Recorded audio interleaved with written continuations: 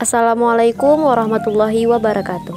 Saya Rahmayani, mahasiswa dari YIN Langsa, Prodi Hukum Ekonomi Syariah.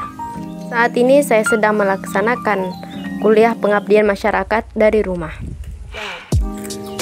Di podcast kali ini, dalam rangka memenuhi tugas KPM yang sedang saya jalani, saya mengusung tema Agama dan Pelestarian Lingkungan dengan judul Kontribusi Masyarakat dan Pemerintah dalam Konservasi Lingkungan.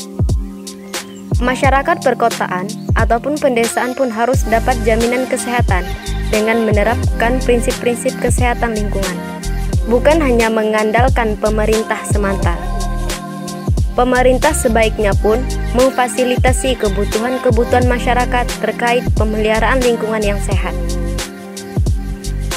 Salah satu hal yang juga mesti diupayakan ialah menggunakan pupuk dan pestisida alami untuk memproduksi pertanian. Kebijakan pemerintahan baiknya tidak hanya tentang penerapan protokol kesehatan, akan tetapi pada protokol penyelamatan lingkungan hidup yang berfungsi sebagai benteng pertahanan terhadap penyakit.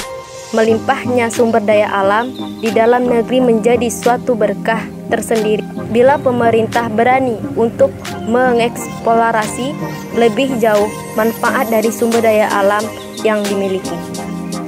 Penelitian-penelitian terkait berbagai macam obat penyakit berbahaya seperti COVID-19 ini perlu terus didukung. Selain itu, penelitian itu, eksplorasi jumlah ketersediaan dan cara budidaya tanaman-tanaman yang berguna semestinya juga diberikan perhatian yang serius.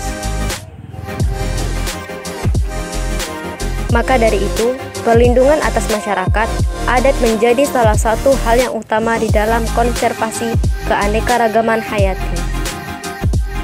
Selain itu, usaha-usaha pelestarian lingkungan itu dapat kita lakukan dengan cara-cara berikut. Yang pertama, melakukan pengelolaan tanah sesuai kondisi dan kemampuan lahan, serta mengatur sistem irigasi atau drainase sehingga aliran air tidak tergenang. Yang kedua, memberikan perlakuan khusus kepada limbah, seperti diolah terlebih dahulu sebelum dibuang agar tidak dicermai lingkungan. Yang ketiga, melakukan rehabilitasi pada lahan-lahan yang kritis, tandus dan gundul, serta melakukan sistem tebang pilih atau tebang tanam agar kelestarian hutan, sumber air kawasan pesisir atau pantai, dan fauna yang ada di dalam tempat terjaga. Yang keempat, menciptakan dan menggunakan barang-barang hasil industri yang ramah lingkungan. Yang kelima, melakukan pengawasan dan evaluasi terhadap perilaku para pemegang hak penguasaan hutan agar tidak mengeksploitasi hutan secara besar-besaran. Sementara itu, sebagai seorang pelajar, apa upaya yang dapat kita lakukan dalam usaha pelestarian lingkungan hidup? Beberapa hal yang dapat kita lakukan sebagai bentuk upaya pelestarian lingkungan.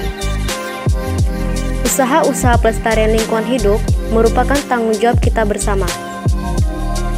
Dalam hal ini, usaha pelestarian lingkungan hidup tidak hanya merupakan tanggung jawab pemerintah saja, melainkan tanggung jawab bersama antara pemerintah dengan masyarakat. Pada pelaksanaannya, pemerintah setelah mengeluarkan beberapa kebijakan yang dapat digunakan sebagai payung hukum bagi aparat pemerintah dan masyarakat dalam bertindak untuk pelestarian lingkungan hidup. Demikian podcast dari saya, semoga teman-teman tertarik untuk mendengarkan. Dan jangan lupa share, like, and subscribe.